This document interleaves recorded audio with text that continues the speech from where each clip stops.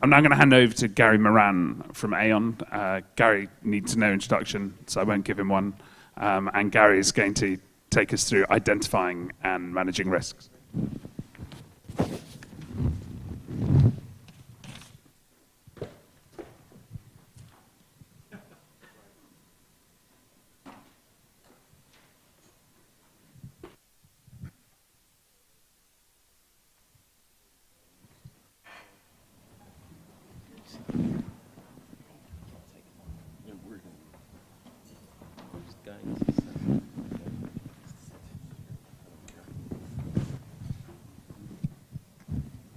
I'll stand up to start.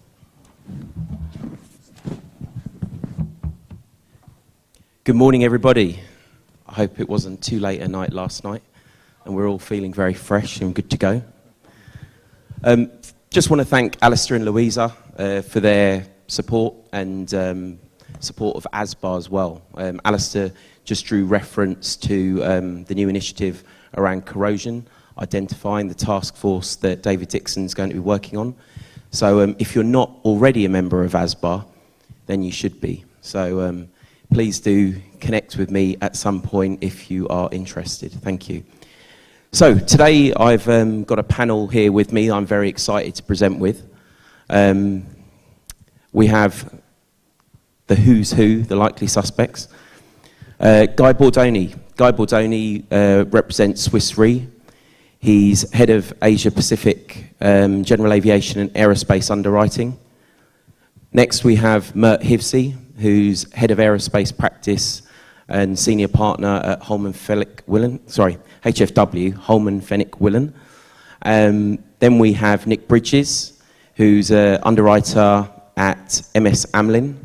And finally, we have Ed Underwood, who is with Avsurance Corporation, part of the Avfuel Group. And he's president of Avsurance. So thank you, gentlemen, for all your enthusiasm and participating with us on this.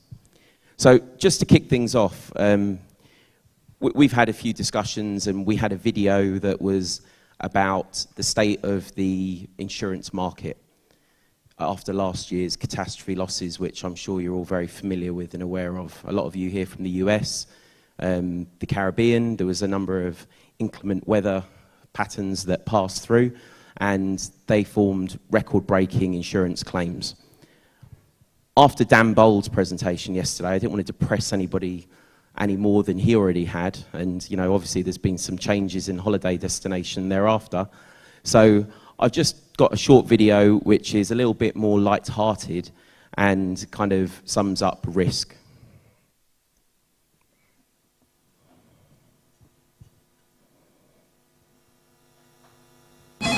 Sir, we found a way to eliminate risk entirely from our projects.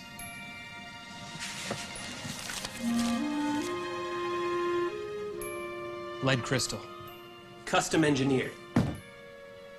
Name a project we're bidding. McChesney Office Complex. In February, we'll have a crane accident that shuts us down for 8 days. Coopersmith. We've got cost overruns in March from a global spike in steel prices. In April, credit markets freeze up. And we'll have 2 subcontractors going under. Was this expensive? A little.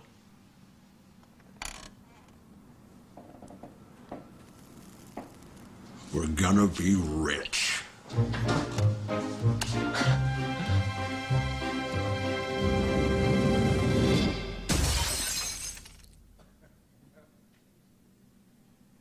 Did we have insurance on that?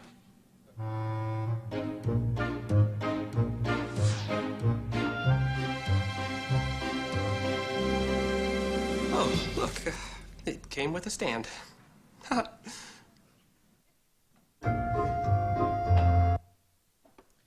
So, fortunately, we have some very intelligent people here with us, as I've just introduced, and that just proves that we also don't have a crystal ball. So we don't know what's on the horizon.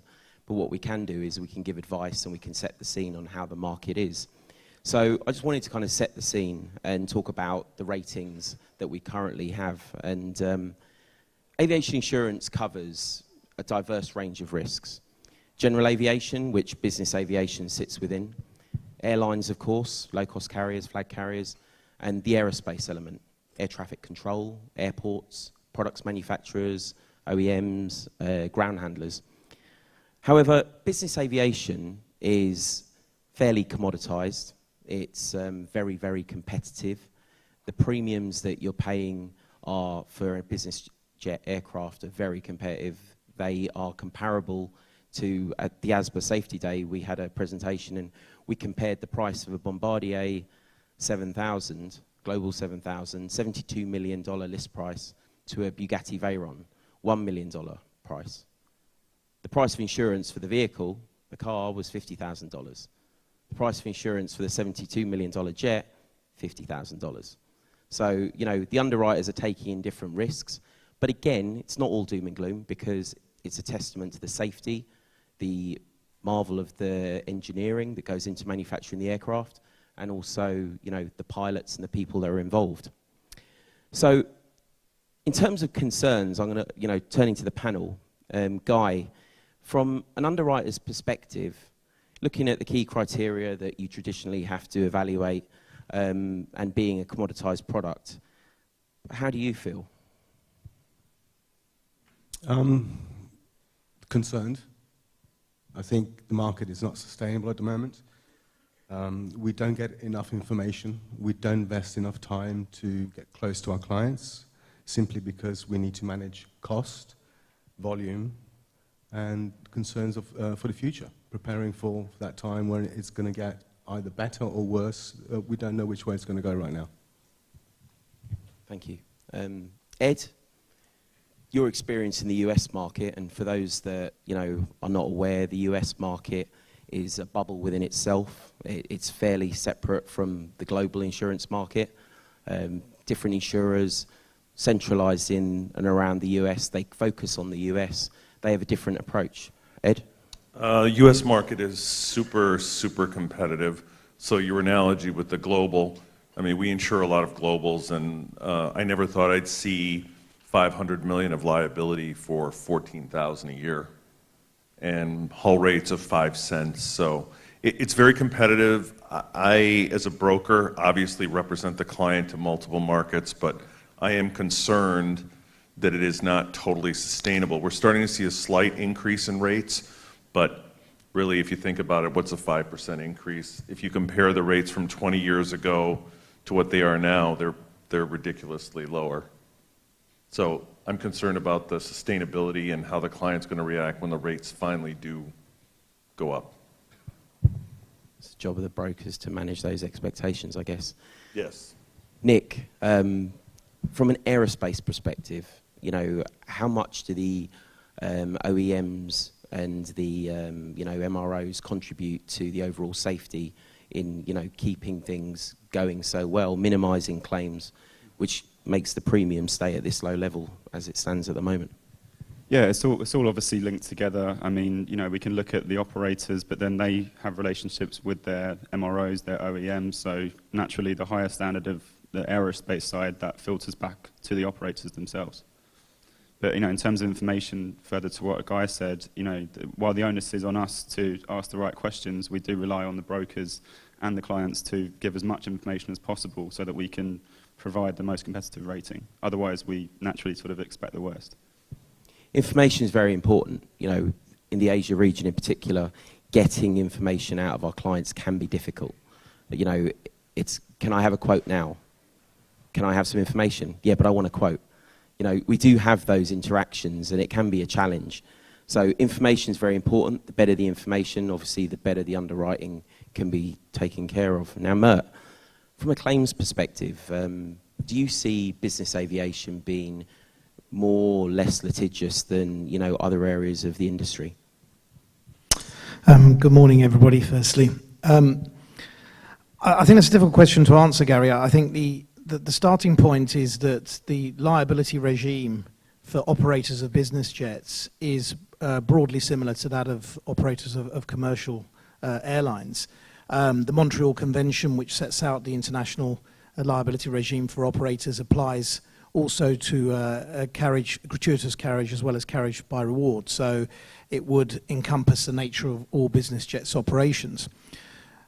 But while I think the nature of those exposures may be similar to commercial airlines, I think it's the extent of those exposures that's important for business jets operators. I mean, by an obvious point, but they tend to carry high net worth individuals.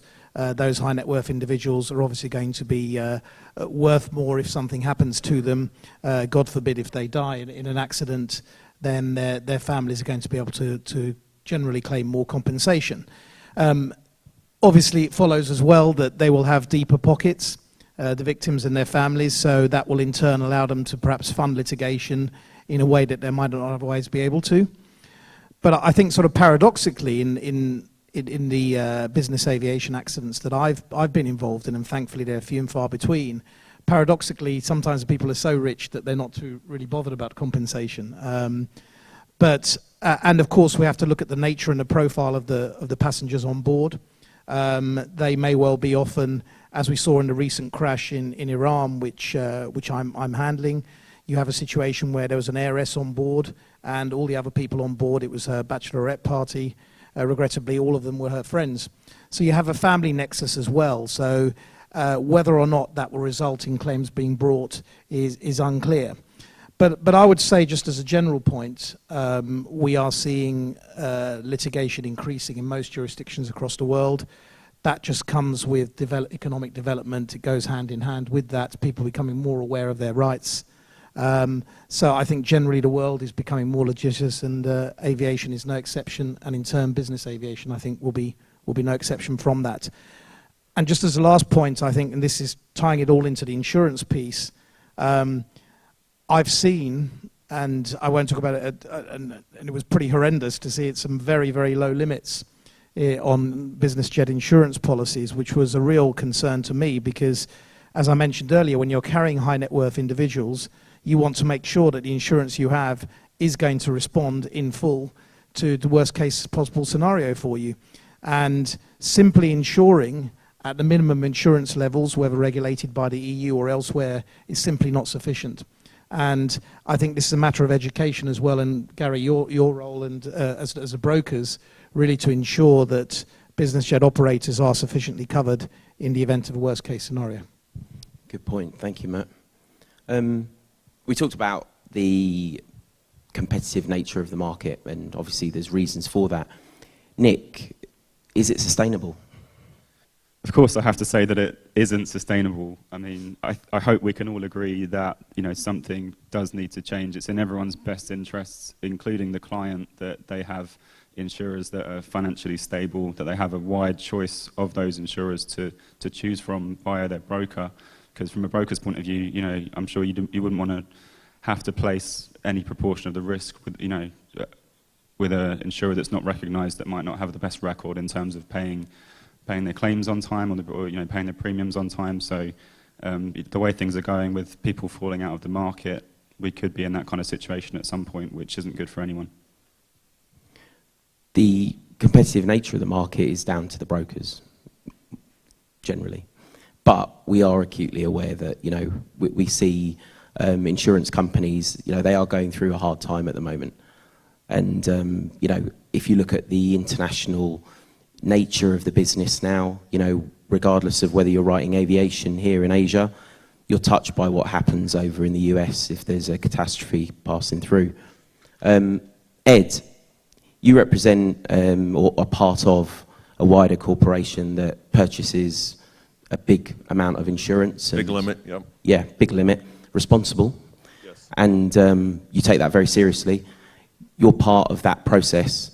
As a buyer, how do you feel from your perspective, if you take the broker's hat off? I'm taking my broker hat. So as a buyer, a risk manager, I see this as an opportunity to buy as high a limit as I can get. And I'm buying a limit now, which is very high for a parent corp, that is 20%, well, 60% cheaper than a limit that I bought 15 years ago that was a tenth of the current limit. So as a buyer, this is a great time to be an insurance buyer. And again, I agree with Nick. You want to be sure you're with an underwriter that is going to be in the business and stay in the business. So there are a lot of underwriters right now. Most of them are very strong financially, which has increased the competitive nature of the business. So as a buyer of insurance, whether you're buying for a managed fleet, individual aircraft, I would buy as high a limit as you think you can economically afford, because this is the time to get it. And I agree with Mert, you don't want to be underinsured. Okay, thank you. Mert, part of the whole process of, or the partnership that comes out of the insurance framework, we have brokers, we have insurers, we have lawyers in handling liability claims, and then in terms of damage to aircraft, we have surveyors, and it's all a team game. How do you see the knock-on effect on you as a service provider? Are you feeling, is there a pinch coming down? Is it getting a bit more difficult? Yes, I think it is. I mean, we're not immune from the market pressures that everyone else is going through. It's interesting. I mean, I think in talking to many people involved in the insurance market several years ago, it was clear to me that this was not a cycle, that the change was now permanent, and that the squeeze was going to come upon all of us. And as a service provider to the insurance market, we are obviously impacted by that. In two ways, primarily. I mean, first of all, I think there's less of a desire to use lawyers than there was previously. There's a reluctance to use lawyers who are generally seen as quite expensive.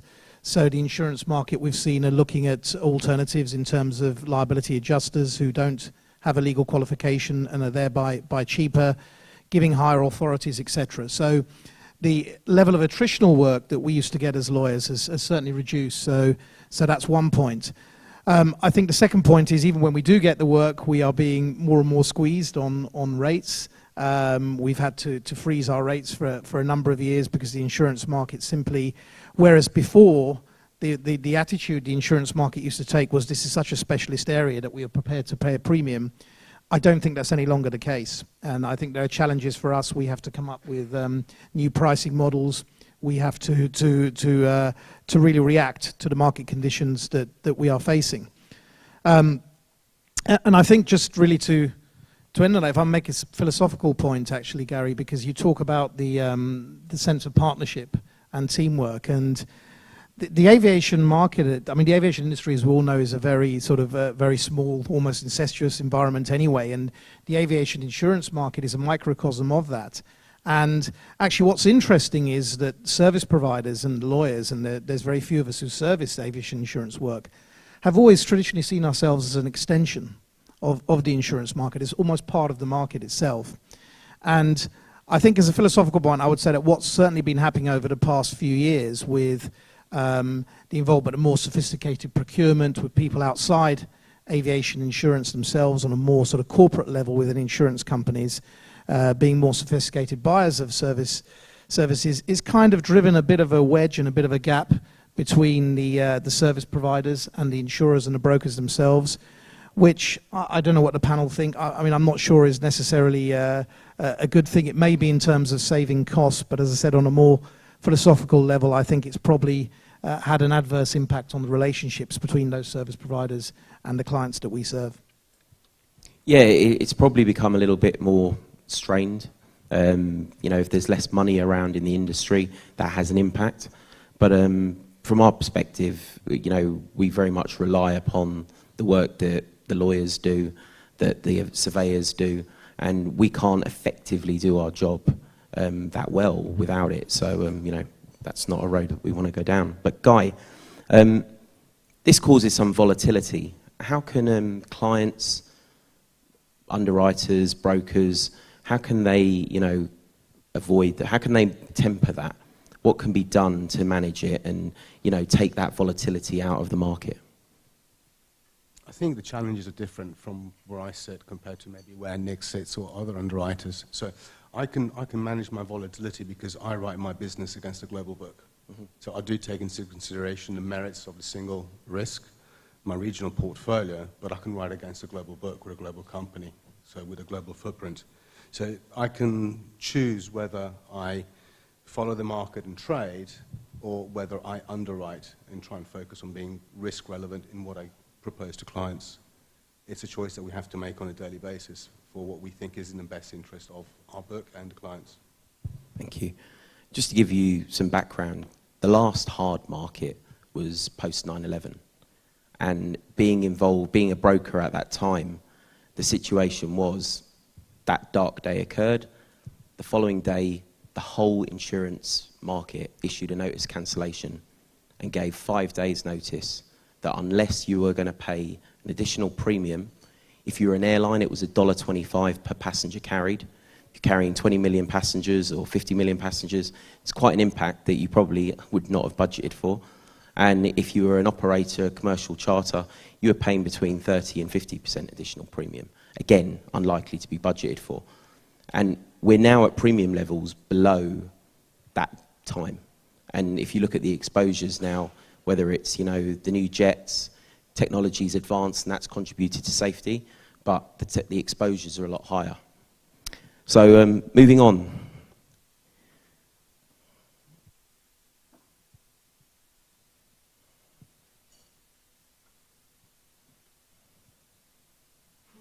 There we go. So insurance is perceived to be low down in the list of priorities because if you don't have a claim, you're spending money on something that you're getting no tangible benefit from. But when disaster strikes, how effective is insurance to the operator and what contribution does it make? Guy? When there's a claim as a broker, we would advise you immediately. We pick up the phone straight to you, whatever time of day. And that's the other thing. We can't predict when it's going to happen. It's a 24-hour response. We give you as much information as possible. But what are your first thoughts when you get that phone call? Politely put, damn, another one. It's the nature of our job. We deal with catastrophic exposure and events. And when an incident does occur, the fear that we have as underwriters is that there's been loss of life, which gives us a greater sense of urgency in what we do. So the first thought is, what do I know at this moment in time? What team do I need out there? Who do I need to appoint as a lawyer? Who do I need to appoint as a loss adjuster?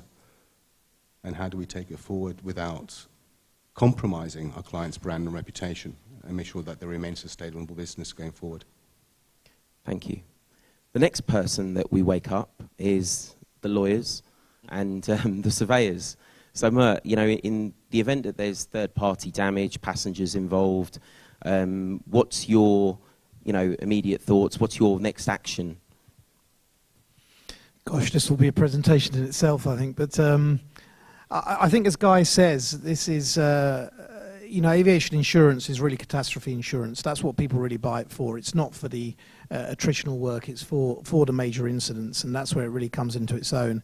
And I think the aviation insurance market has a fantastic reputation. I mean, I remember in one major airline loss that I handled on behalf of the operator and its insurers. The operator said to me, you know, Mert, the one good thing that has come out of this is I've realized what an amazing product the aviation insurance is. You know, they don't nickel and dime. They responded in the way that we wanted them to respond, and I think that's a real testament to the aviation insurance market. I think in terms of the things that I would do, well, first of all, I would hope that the operator, no matter how big or small, and the nature of that operation, including business jets, would always think about this and be prepared. Have some sort of disaster handling plan, so you're not really starting from scratch. That's always the worst case scenario for someone like me, to go into somewhere and people are really caught as a rabbit in the headlights and don't really know what to do or how to react, because it is absolutely overwhelming in that situation. You are the strain on management time is huge. The pressure coming in from the various different angles is huge. I mean, the three main areas where you're going to face issues and pressure, and this is where my job as a lawyer is to help you with this, is firstly, obviously, from the victims and their families. There'll be pressure there to respond to their immediate needs, as well as their needs going forward. Secondly, you'll have to deal with the media. And I'll come back to that in a moment in terms of the pressures that can bring, because you simply have to engage with the media. You cannot ignore the media, and we've seen that in the recent exposure we've had on the crash that I mentioned three months ago. Then finally, of course, you've got the authorities. I wasn't here yesterday, but I gave a Paul Jebeli was talking about potential criminal exposure. That's a new thing. Well, actually, it's not so new anymore. It's been around for years, and we see that that's a very real risk to the controlling mind of an operation, the organisation, and something you need to be aware of, and something that's obviously not covered by your insurance. No insurer guy's not going to go to prison for you. They're not going to pay your fine for you. So it's a risk that you need to be aware of, and it's a very real risk that sits side by side to the civil exposure that you may have. So our job is really to help you with that, and with the official accident investigations as well. We would also be required to get involved in things like preserving evidence, immediately assessing the potential exposures. As far as our insurance clients are concerned, coming up with reserves, which is effectively a prediction of how much we think the loss is going to cost to the insurance market. But really, primarily from the point of view of the business jet operator itself, our job is really to come and hold your hand throughout the whole process. It's really, in my experience, up to the operator. Some operators want to stay at the forefront. They want to manage things. Others are frankly happy to hand over the keys to us and let us deal with things. I mean, in terms of the do's and don'ts, Gary, there's too many to mention here, but just there's obviously obvious ones like not admitting liability and that sort of thing with the press. But one of the things we're seeing most commonly, and again tying it into what we're talking about here on the panel, is operators revealing details of their insurance cover. Very bad idea, because the claimants and their lawyers will see it just the policy limits as a target to aim for, and promises being made which cannot always be delivered upon, and potentially prejudicing your insurer's interests, which is never a good idea. So I think as far as the do's and don'ts, probably the best advice I can give is to consult with your lawyer on what you do and what you don't do, because we will guide you through the whole process, having been through it several times before. Thank you. And just to add, I think another issue, which again is a presentation within itself, is the impact of social media. You know, as soon as you have an air accident, you go onto Twitter, and, you know, if it's over land, you've got everything on there, photos, you know, it's now becoming a much more visible incident, whereas before you'd have to wait for the 6 o'clock news. Ed, how do you prepare your clients, you know, for that, you know, touch wood? Yep. But, you know, how do you prepare your clients for such an event? It's actually a difficult subject to broach, because even if you have a big operator who's operating Challengers, Globals, 604,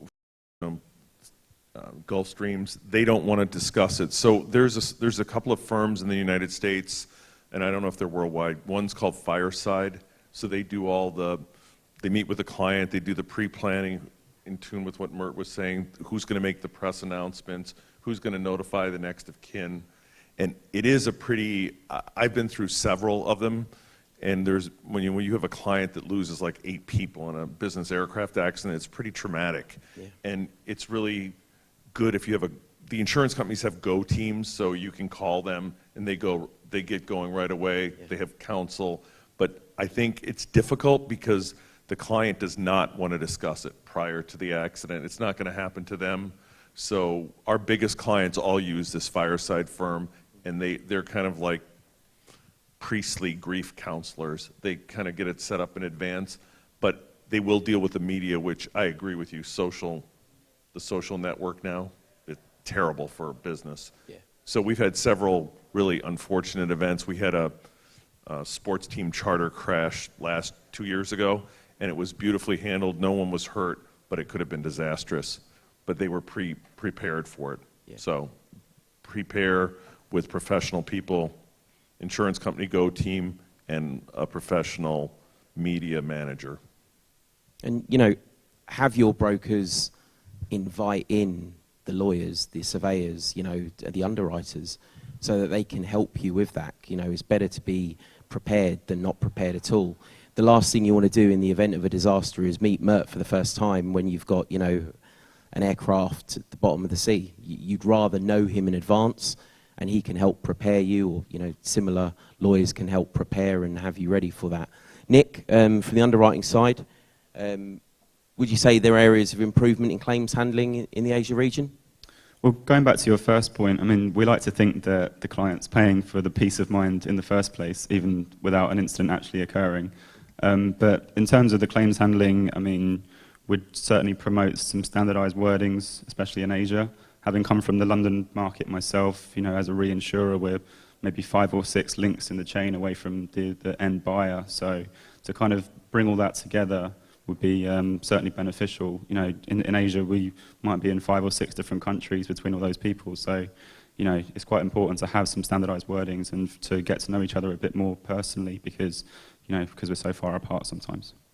And that's something to be conscious of as well. When you're choosing your lead underwriter, have they got the claims capability to handle a major claim? Any insurer can give you a cheap price, but what are you getting with that? So it's important to kind of have checks and measures in place to make sure that you're getting what you should be getting. Now, just to briefly move on, yesterday in the registries panel, there was a mention on blockchain, and that's something that's having impact across the industry and beyond. The blockchain's at the forefront of this, and I remember at CJI last year there'd been a transaction that had been carried out in Bitcoin, the cryptocurrency. Do you see blockchain having an immediate impact on our industry? Ed, the US is leading the way in this. What do you think? So on our parent company side, which deals in millions and millions of gallons of fuel and many financial transactions where basically it's a prepaid business, you buy the fuel in advance, they draft it right out of your account. I asked our supply people, have they been working toward a blockchain type thing? Not yet, and not even BP, the major suppliers are not yet doing it, but I think it's inevitable because there's so much wire fraud and problems. So the cryptology of it is attractive. I don't think it's very simple to implement, but I think it will happen for sure in the next couple of years.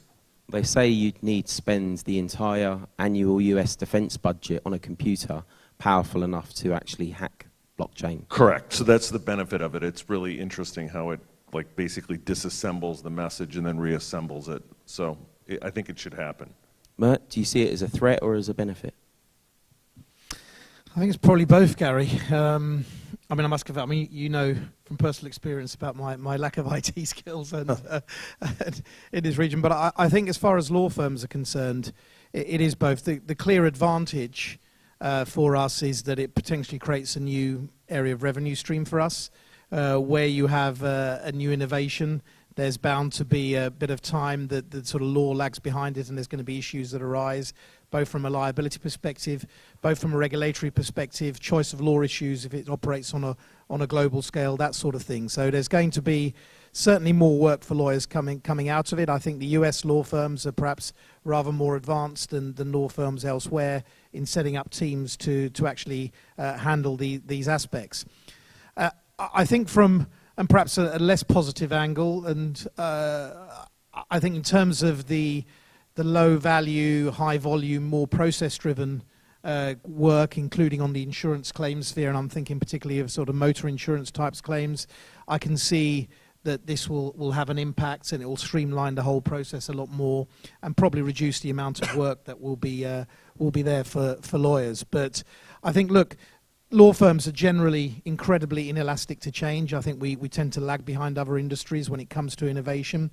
And I think it's incumbent upon us to actually adapt and embrace new technology and respond to it, and not always see things as a threat, but perhaps try and focus on the opportunities. But and just a final point, I read with some amusement when I was looking at this in the aviation context that I think it's Air Baltic now are accepting bitcoins as payment.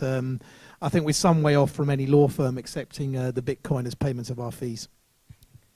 Guy, premium payments, transparency, is this going to help? I think it will. Presentation yesterday on Foreign Corrupt Practices Act, very interesting, UK Bribery Act. As a global company, we have to be aware of that. We have to be aware of what OFAC is up to. We have to be aware of sanctions.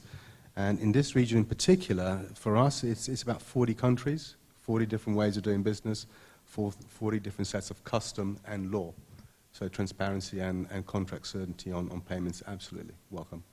And Nick, from the claims perspective, is this going to make that process, you know, obviously, if you did have a claim, you want to, as clients, as buyers, you want to get paid as soon as possible.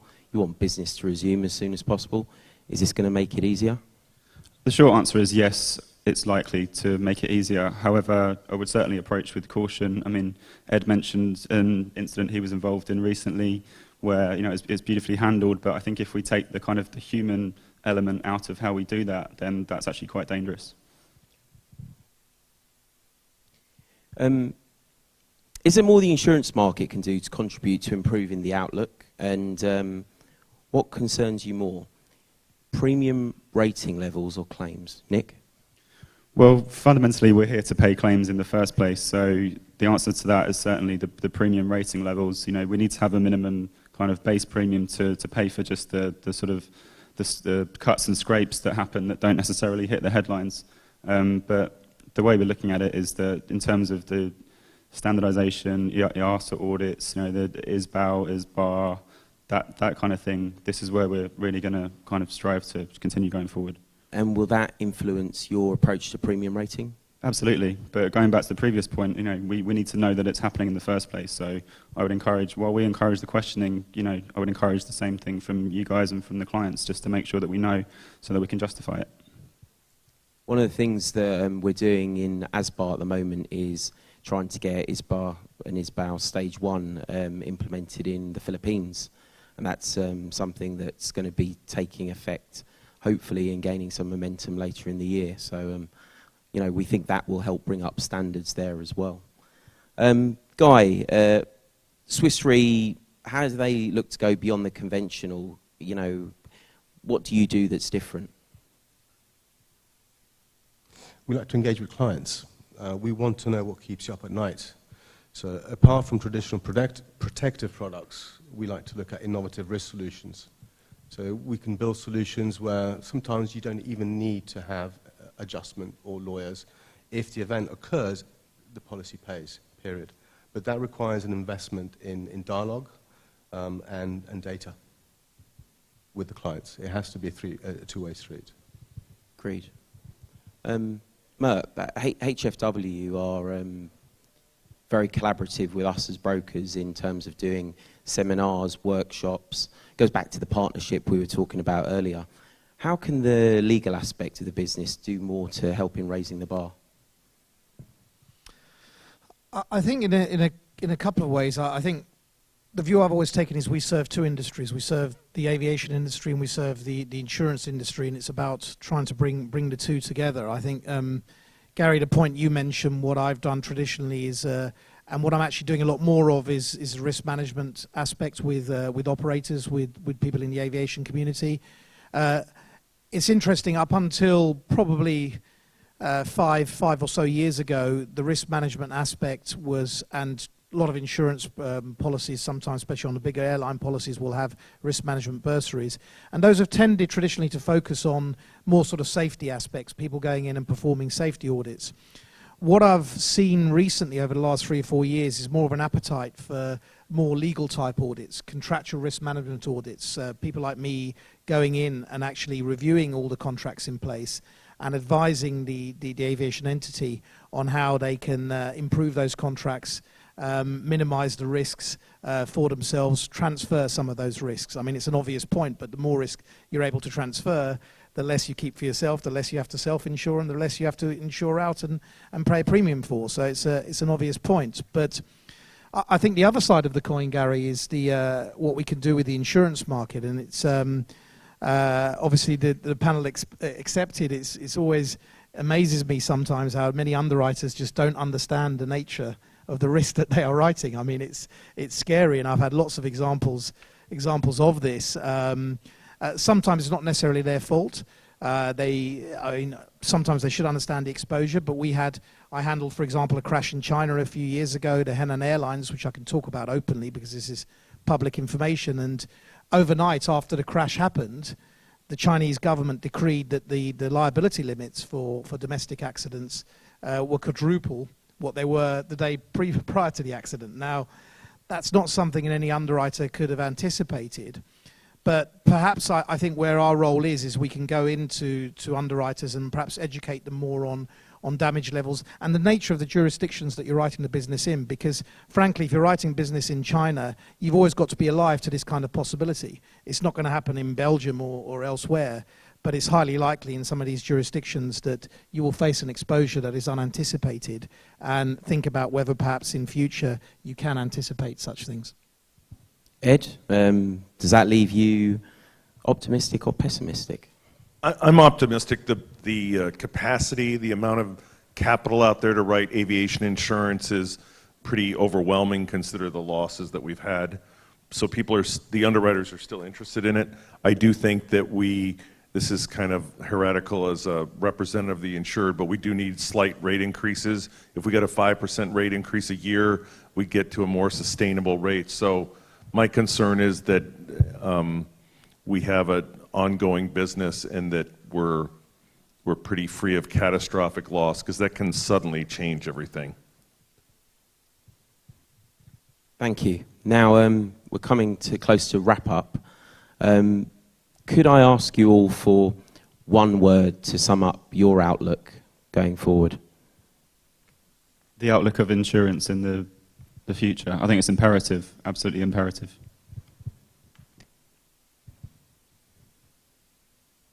Hopeful. I think it's critical that you have good coverage, good limits, and it's a sustainable business. Lawyers can't just use one word, Gary. Yeah, we know that. No, I mean, look, everyone will say essential, but perhaps a slightly different angle on it. I think it's going to be challenging. I think there's new insurance markets coming up, and to me, the biggest challenge for the insurance market is to maintain your reputation, because it has got a stellar reputation. And I think with the new markets coming in perhaps the lesser jurisdictions or less developed jurisdictions, which may not have the same attitude to paying claims, I think the challenge for the insurance market is to maintain their reputation. Thank you very much. We've got some questions that I'll put to the panel. Guy, I'm going to start with you first. Is there an issue with covering shared usage of corporate aircraft, and if so, how is it addressed? No issue. We address it by asking who, what, where, when, why. What is the legal structure? What are the contractual terms and conditions? Comes down to information. Provide us the information, and we can make sure that the insurance is fit for purpose and, appropriate for the exposures that are there. Next one, panel. For more information from owners, but info demand appears to end when cover is attached. No benefit from continued oversight throughout the term. I'll take that one. There is, it's not just a once a year process. It's continuous throughout the year. And whether that involves, us bringing in experts in certain areas to, go through the procedures, whether that's talking to you to find out what's going on throughout the year, has there been any changes? Because, we do move in a fluid market. Your business can evolve and change frequently. So, it is a continuous process. So it's not just a once a year outcome. And finally, do you think the buyers of insurance get educated or made aware of the underlying risk of appointing non-qualified legal adjusters in their policy? That possibly has come from a lawyer in the room. It wasn't a plant, honestly. Mert mentioned this earlier, and I'm not going to actually ask Mert about this. I'm going to put Guy on the spot for this one. As a result of these soft market conditions, there's been a knock-on effect of reducing cost. So we've seen business move because insurers are undercutting to get the business, to get the gross written premium. And what they're doing is they're looking at the back end. They're looking at the costs that come out from, lawyers, how much they spend, slips and falls. And I think this is mostly relevant to aerospace risks. Guy, how do you feel about this? Is it something that you will compromise on? What's your approach? Everything's a compromise, and there is a price for everything. It's about a risk transfer. It really depends what your individual comfort level is. So we have a line in the sand under which we will not compromise. So the way we do business and the sustainability of the business, how we deliver service, is important to us. Nick, do you want to contribute there? Not particularly. No, I agree with Guy. I mean, we have to look into, the level of qualification and whether we're comfortable even, at all. If we're slightly comfortable, we can do something small, perhaps. But, every situation is different. I don't mean to sound vague, but no. That is true. It's okay. Ed, this is something that we're seeing out here. Is this something that occurs in the US as well? All the time. So I always tell clients that, you'll run into people that use a local State Farm agent or they use a non-aviation lawyer. I always use the analogy, you don't go to your dentist for brain surgery, so you really do need a qualified professional in advance who's working with you. Thank you, Ed. You're welcome. Thank us. Pay me later. Any other questions? Thank you for your time. Oh, wait, we've got one. Hold on. Yeah, sorry. No, it's okay. Yes, I do have one question. Is it on? Hello? Okay, very good. Thank you. So a lot of good insurance information this morning. The question I have is, do your risk models or your hazard identification taxonomy align with the business operators or with the BAO, or are they similar or close? I guess the question is, what risk model do you use? I mean, we have different technical pricing models depending on the type of risk. I mean, we have a separate one for airlines compared to for products, for airports, for general aviation. So, for the aerospace side, in terms of ISBAO, for example, I think I actually mentioned this the other day at the ASBAR day. It doesn't happen overnight that these things are, infiltrated into our technical models. That's where the actual personal underwriting comes into it. So as long as we know that it's happened, then we can kind of use that in terms of our underwriting to potentially, give a more competitive price. But whether it goes overnight into the technical models, I wish it did. But these things unfortunately take time from an internal point of view. But things like IATA 8.5, that's been around a little bit longer, so that's already in there. It is a good question, and if you look at the profile of business aviation, you've got less frequency. The aircraft are used a lot less than a commercial aircraft. The pilots, there's no compromising generally on the expertise and experience of the pilots. And of course, as we mentioned, the amount of innovation and technology that goes in from the OEMs and the MROs in keeping these aircraft going, it's a lot higher than other areas of the industry. So that does compromise, and that's one of the reasons why, if you do an apples for apples comparison on the aircraft, business aviation rating is a lot lower than commercial.